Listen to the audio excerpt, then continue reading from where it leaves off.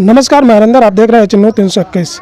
इस समय हम आजमगढ़ के जो बड़दा थाना क्षेत्र के अंतर्गत आता है और ऊसर गांव ये है, ऊसर गांव में है और ऊसर गांव में एक दर्दनाक घटना हत्या हुई है और मैं उन्हीं परिवार से मिलने आया हूं और जानेंगे इस घटने के पीछे किसका हाथ है।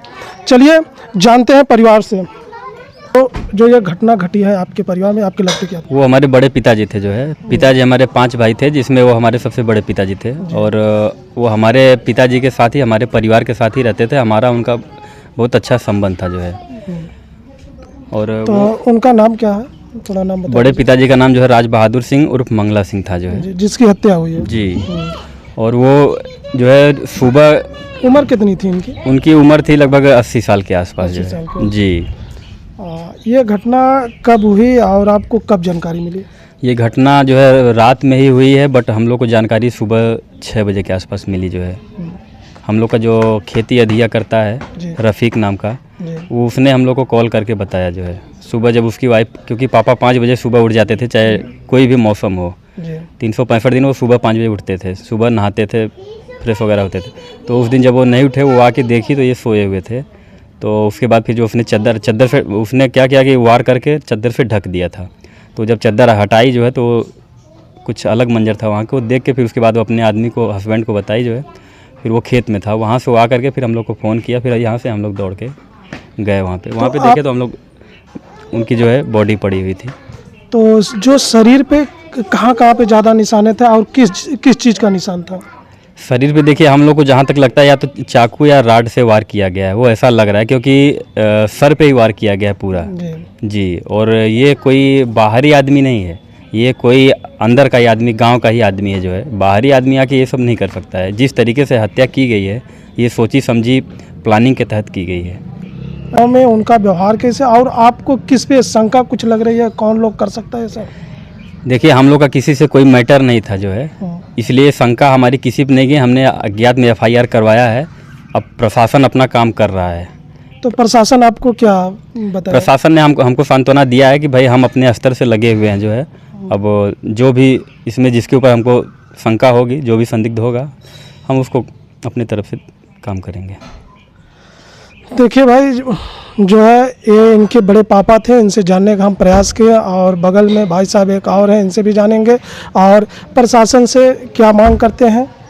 घटना घटी है जी, आप इस घटना को आप कैसे देख रहे हैं? देखिए, मेरे लिए तो बहुत ही एक दर्दनाक घटना की तरह है, क्योंकि बुजुर्ग ससुर जी हैं ये, और इनके बड़े पुत्र और एक पुत्री हैं। पुत्री एक ही थी इनकी, और मैं लखनऊ निवास करता हूँ। और मेरे पास कल सुबह 6 बजे बड़े भैया का फ़ोन आया है। तो उन्होंने बस सुबह बोला, सुबह 6 बजे ही उन्हें जानकारी हुई। उन्होंने मुझे तुरंत फ़ोन किया गाज़ीपुर से, तो मैं तुरंत वहाँ से चल दिया पूरे परिवार को लेके।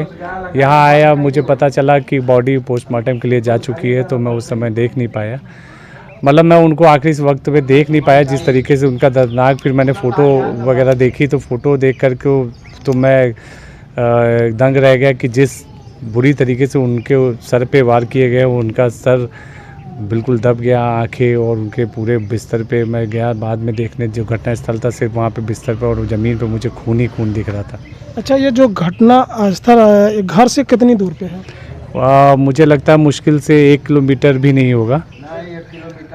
हाँ, ये 600-700 मीटर की दूरी पे है। अच्छा, वहाँ जैसे बस्ती गांव? जी, पूरा जो अगल बगल, मैं जितना जानता हूँ, क्योंकि मैं यहाँ निवास नहीं करता, तो मुझे जितना मैं देखा भी जाके, जितनी जानकारी भी मिली, तो देखा तो सारे अगल बगल मुस्लिम परिवार भी हैं। और जो अधैया उनका काम करता है खेत का, वो करता बनता, उसका सामने घर भी है, वो भी मुस्लिम परिवार, लेकिन वो काफ़ी उनके करीबी थे और काफ़ी उनको मानते थे। वो शाम को यहाँ से जब खाना पीना खा करके जाते थे, तो वहाँ पे आधा 1 घंटा उनके यहाँ बैठते भी थे, बातें करते थे। उसके बाद ही जा कर के सामने अपने कमरे में जाके सोते थे। और मैं आया तो देखा तो उनका कमरे के बाहर खटिया और मच्छरदानी वगैरह पड़ी हुई थी, मतलब कि वो बाहर ही सो रहे थे, गर्मी का मौसम था। तो कोई आया रात में, अब कितने बजे आया कि इतना सन्नाटा था कि किसी ने कोई आवाज़ भी नहीं सुनी, और बहुत बुरी तरीके से, इतनी बुरी तरीके से मारा है कि मतलब, और वहाँ कुत्ते भी थे, मतलब मुझे नहीं लगा कुत्तों की भी कोई किसी ने आवाज़ नहीं सुनी हुई।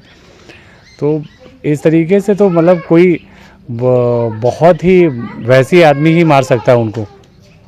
तो जैसे वहाँ आप जब पहुँचे तो जो पड़ोस के लोग थे वो आपको कोई चीज़ बताने का नहीं, प्रयास? बिल्कुल वो जो उनके जिनके लिए काम करता था बंदा जो है मुस्लिम परिवार से, वो काफ़ी उनका काफ़ी पुराना बंदा था और कह लीजिए करीबी था एक तरीके से। वो बहुत ही, वो भी दुख में था, उसका परिवार भी दुख में था। उसकी पत्नी ने ही सबसे पहले देखा, जैसा मुझे जानकारी मिली यहाँ पे, और उससे भी मेरी बात हुई। थानाध्यक्ष भी आए थे, उन्होंने काफ़ी देर उससे बातचीत पूछा थी।